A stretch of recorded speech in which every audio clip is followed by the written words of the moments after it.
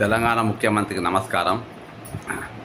మనము job calendar release చేస్తామని చెప్పి మరియు ఖాళీలను అన్నింటినీ కూడా మనము నింపుతామని చెప్పి మనం ఆల్రెడీ ఇదివరకే మనం తెలియజేసాం. మేనిఫెస్టోలో నిరుద్యోగులు ఆనాడు పెద్ద ఎత్తున ఉద్యమాలు చేసిండ్రు. కానీ మనం ఆ ఉద్యమము వాళ్ళందరూ బస్సులు వేసుకొని ఊరూరు తిరిగి కాంగ్రెస్ పార్టీ కోసం ప్రచారం చేశారు. అదివరకు మనం పెద్ద ఉద్యమాలు ఏవి కూడా పెద్దగా చేయలేదు.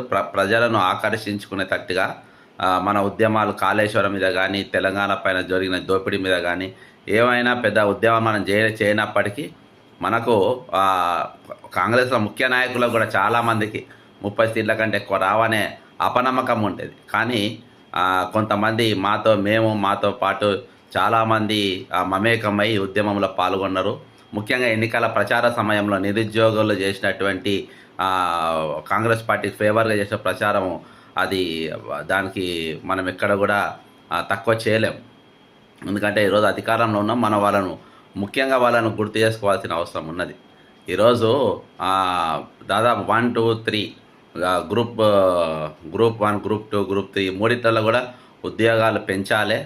మరియు అలా ఉన్న ఖాళీలను మరి మనం తక్కువ చూపకుండా ఉన్నట్టుగా క్యాలెండర్ ఏదైతే ఉందో దాన్ని మొత్తం కంప్లీట్గా రిలీజ్ చేయాలనేది ఒకటి.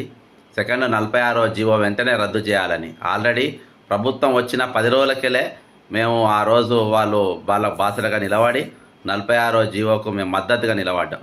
కానీ ఈరోజు వరకు దాని మీద కమిటీ వేసి వాళ్ళను 46వ జీవో వాళ్ళని ఎవరైతే దానికి లబ్ధిదారులు వాళ్ళందరికీ కూడా ట్రైనింగ్ పంపి వీళ్ళని ఎక్కడి నుంచో అక్కడి నుంచి ఇది సరైన పద్ధతి. మళ్ళీ జైళ్ళలో నిర్బంధించి పోలీస్ స్టేషన్లో పెట్టి వేరేలకు జీవోలు ఇచ్చిండ్రు.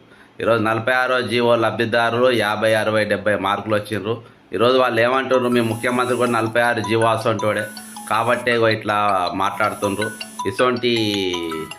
ఇసొంటి వచ్చినాయి అని చెప్పేసి వాళ్ళు హేళనగా మాట్లాడే పరిస్థితి మనము తీసుకొచ్చినాం. కాబట్టి 46వ జీవో 317 జీవో పైన ఒక కమిటీ కూడా వేసినాం. సరే, కమిటీ ఇప్పటిదాకా సిట్టింగ్ అయింది లేనిది ఆ తర్వాత సంగతి. వెంటనే ఇప్పుడైతే ప్రభుత్వం చేతిలో ఉన్నది ఏంటంటే మీరు రిక్రూట్మెంట్ ఇద్దామనుకున్నా ఇచ్చిండ్రు. కానీ సూపర్ న్యూమెరికల్ పోస్ట్ క్రియేట్ చేసి ఈ 46వ జీవోకు నష్టపోయిన అత్యధిక మార్కులు వచ్చి 125, 120, 140 మార్కులు వచ్చిన వాళ్ళని ఈరోజు పక్కన పెట్టేసినాము. వాళ్ళని మనం తీసుకోవాల్సిన అవసరం ఉన్నది. ఇది ప్రపంచంలో ఎక్కలేని విడ్డూరం తెలంగాణలో కేసీఆర్ రూపొందించిందో ఆ రూపొందించిన విడ్డూరమైన పారంపర్య ఆచారాలలో మనం కూడా ఆ దారిలో నడవద్దని చెప్పేసి నేను కాంగ్రెస్ సామాన్య కార్యకర్తగా ముఖ్యమంత్రి గారి విజ్ఞప్తి చేస్తున్నా. ఇప్పుడు జరుగుతున్న క్యాబినెట్ మీటింగ్లో మీరు సరే ఏ ఎజెండా పెట్టుకున్నా కానీ ఒక ఎజెండా, ముఖ్యమైన ఎజెండా ఏందనంటే గ్రూప్ 1, 2, 3, గ్రూప్ 1, గ్రూప్ 2, గ్రూప్ 3 ఈ మూడిట్లో ఉద్యోగాల సంఖ్యను వెంటనే పెంచాలి. మీరు వెంటనే ఖాళీలను నింపాలనేది ఒకటి.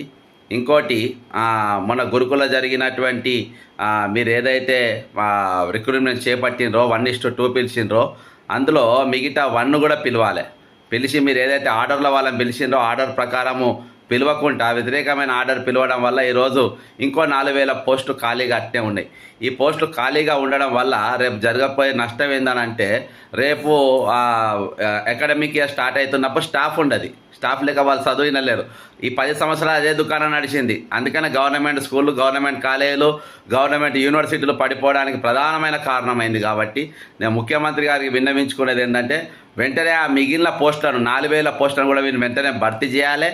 అంతేకాకుండా గ్రూప్ 46 రద్దు కోసం మరొకసారి మీరు ఈరోజు ఎజెండాలో పెట్టుకోవాలి. గ్రూప్ 1, 2, 3, 3 కూడా మీరు వెంటనే ప్రకటించాలి. ప్రత్యక్షమైన ఉద్యమంలో మమ్మల్ని పాల్గొనే విధంగా చేయొద్దు. ప్రభుత్వాన్ని వ్యతిరేకంగా పనిచేస్తున్న అపోహ మాపైన వేయొద్దు. అది మీ తప్పు అవుతుంది. దానికి ఏదైనా కానీ ఇందులో ఏ డిమాండ్ పాటించకుండా దానికి పూర్తి బాధ్యత ప్రభుత్వం వహించాల్సి వస్తుంది. అది ముఖ్యంగా ముఖ్యమంత్రి రేవంత్ రెడ్డి గారు వహించాల్సి వస్తుంది. ఏదైతే మాట ఇచ్చి మాటపై నిలబడకుంటే మనల్ని ఏమంటాం అనేది జనం అందరికీ తెలుసు. కాబట్టి ఆ తోవలో పోవద్దని నేను సూచిస్తున్నాను ముఖ్యమంత్రి గారికి.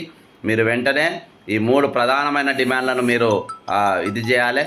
లేకుంటే ప్రజాస్వామ్యబద్ధంగా మేము కాంగ్రెస్ పార్టీ పందాలో ఉద్యమం చేపడతామని ప్రభుత్వాన్ని హెచ్చరిస్తూ సెలవు తీసుకుంటున్నా. జై తెలంగాణ, అమరవీరులకు జోహార్లు.